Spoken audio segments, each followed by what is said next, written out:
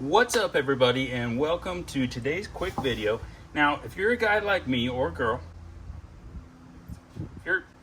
if you're like me, you strap stuff down all the time. I'm talking every weekend, and you're so sick of the current options.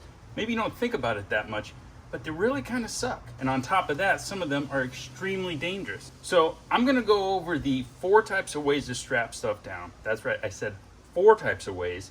Because at the end of this video, I'm going to show you an entirely new strap I guarantee you've never heard of.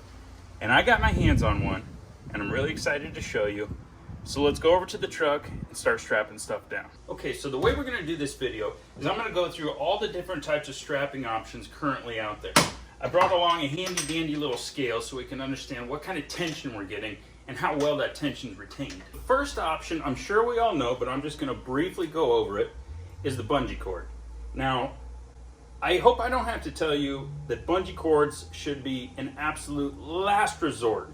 They're extremely dangerous. They cause more eye injuries than most power tools, and they end up all over the road. They puncture tires, they break back windows, the list goes on and on. But I want to show you how it works so we can get a full scope of all of our options. So here we go. Okay, so the absolute first thing you're going to do when you work with bungee cords is you're going to put on your safety glasses. I can't stress this enough.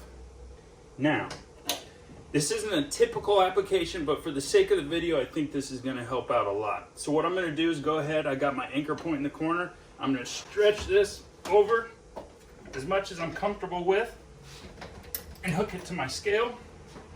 And we're just going to see what kind of numbers we get as far as downward tension.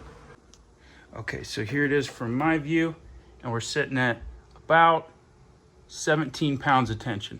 Not too shabby. Let's move on to the next option. Okay, so next we have, I just call it a pull strap because that's literally what you do. You attach and you pull. Let's see how we do with this.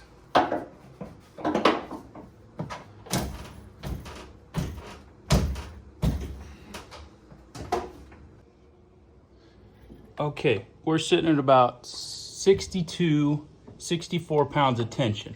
Now, not too shabby. However, anybody who's used these straps understands that that's kind of a fake reality, right? Because if this load shifts the tiniest bit, it's going to shrink in size, and basically what's going to happen is this thing is going to start to slowly lose tension.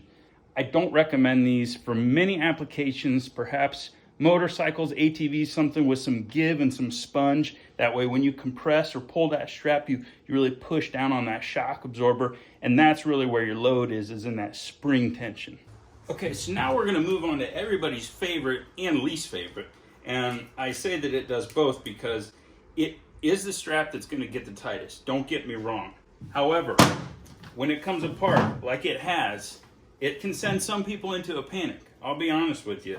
Now, maybe you're super macho man, you know, eat meat off the bone, never had an issue with the ratchet strap in your life, but odds are you're like me, and when this thing comes apart, you kind of have a miniature freak out. Here's a quick tip to help you with that.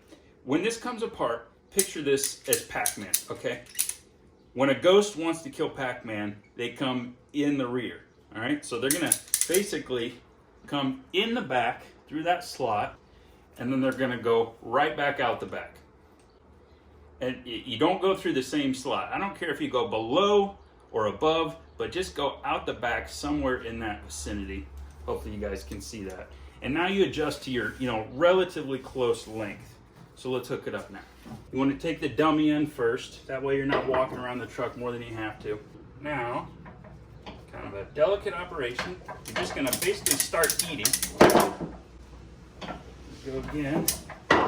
Pac-Man's just going to start doing what he does best, and that's eating. And he's going to start wrapping that up around the camp. This is eating up a little bit of my time. And if you're a contractor, I'm sure you value your time. But here we go. Okay, I got it fairly taut. Now we're really ready to crank, and I'm going to put you on a scale so you can see what this bad boy can do. Okay, so hopefully you guys can see that. I'm going to start cranking, and let's see what we get.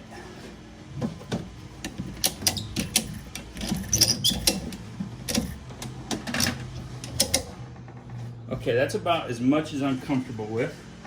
It looks like we're sitting at 179 pounds.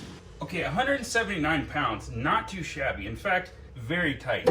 It's a little bit more tight than I'm comfortable with. Now, yeah, I could have gone one less click, but every click accounts for almost 50 pounds when you get at tension. So you really have to be careful. Over tightening is a big issue with these things, and with a plastic housing lawnmower, it could be catastrophic. Another thing to keep in mind with these is, again, they're pretty much a static fiber, a static material. The polyester webbing doesn't want to stretch much. It has a little bit, that's where it gets its tension, but not nearly enough. So where this becomes a problem is if you get a little bit of cargo shift, or let's just say the handle on this depresses a little bit during your trip, you're going to lose a lot of tension and you're not even going to know it. So let's go over the final option, which I'm really excited to get to. I'm going to show you in a second. Here we go. Okay, so here it is. This is called the TorkStrap. This is available online only, and it's a really nifty little thing. Okay, so basically what TorkStrap has done is they've taken a static line or a static nylon, and they've combined it with what they call a power band, and this is gonna flex. It's got a really rigid spring in there. I mean, I can barely pull this thing apart. When you put tension on the load, that spring's gonna flex out all the way. And because they've got this integrated limiter band, you're never gonna overstretch that spring. So what happens is when you pull on this, it's almost like a pulley system, a 3-to-1 system, and you get a lot of leverage. And that spring expands, and man, it gets tight really quick. It comes in a little 2-pack, available online only. The website's right here on the little patch in case you ever forget, which is nice. But yeah, TorkStrap, let's see how it works. Okay, so we're just gonna hook this under our anchor point, go over our load, attach to the scale. Now, according to the instructions, you just pull. Firm grip, give it a yank. Okay. Okay, so just give it a pull. She's really, really tight, holding good.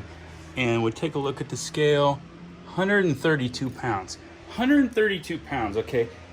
That's not far off from what the Ratchet Strap did. In fact, I might have pulled a little bit too hard. That's kind of the beauty of this product, is you can select your tension really easily. It's really sensitive, and you're rarely going to over tighten. In fact, it's pretty difficult to over tighten. But man, I mean, I can't even really pick that thing up. So there you have it, folks. There's your 4 options for strapping stuff down. I really hope this has been helpful. My goal is to try to guide you to make a safe, efficient choice, because nobody needs to be getting injured, and our time is our most valuable asset. So let's take care of ourselves, take care of our schedule, and I'll see you guys on the next one. Thanks a lot.